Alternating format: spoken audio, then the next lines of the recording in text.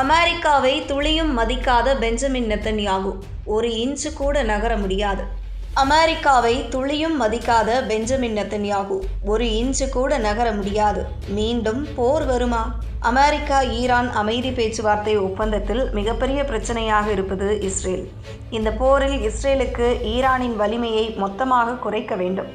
இதேபோல் லெபனானில் ஈரானுக்கு ஆதரவாக இருக்கும் ஹிஸ்புல்லா அமைப்பை மொத்தமாக காலி செய்ய வேண்டும்.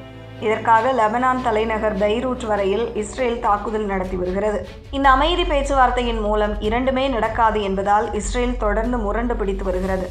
ஜெனீவாவில் இரு நாடுகளுக்கு மத்தியில் நடந்த 12 மணி நேர கூட்டத்தின் இறுதியில் இஸ்ரேல் தெற்கு லெபனானில் இருந்து முழுமையாக விலகி இஸ்ரேல் இராணுவத்தை மொத்தமாக வெளியேற்ற வேண்டும் என்ற முக்கிய இலக்குடன் லெபனான் டீகான்ஃப்ளிகேஷன் செல் உருவாக்கப்பட்டது.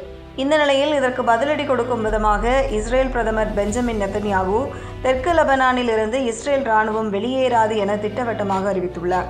இந்த அறிவிப்பு அமெரிக்கா ஈரான் இடையே எட்டப்பட்ட 60 நாள் ஒப்பந்த பாதையை கடுமையாக பாதிக்கும் சூழலை உருவாக்கியுள்ளது. இஸ்ரேல் பிரதமர் பெஞ்சமின் நெத்தன்யாகு கூறுகையில், தெற்கு லெபனானில் உள்ள பஃபர் சோனில் இஸ்ரேல் இராணுவம் தேவைப்படும் வரை தங்கியிருக்கும் என்று தெளிவாக தெரிவித்துள்ளார். இது வடக்கு எல்லை பகுதியில் வசிக்கும் இஸ்ரேல் மக்களையும் அந்நாட்டின் அனைத்து குடிமக்களையும் பாதுகாப்பதற்காக எடுக்கப்பட்ட முடிவு என்று அவர் கூறியுள்ளார்.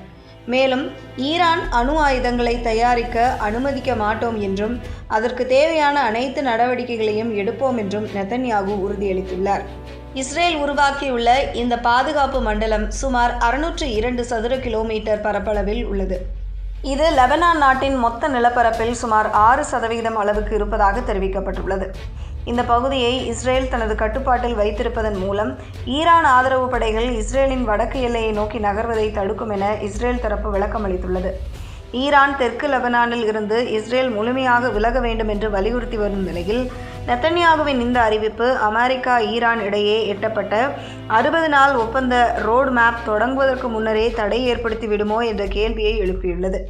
இஸ்ரேல் தனது நிலையை மாற்றாவிட்டால் அடுத்த கட்ட பேச்சுவார்த்தைகளின் முன்னேற்றம் பெரும் கேள்வியாக மாறியுள்ளது.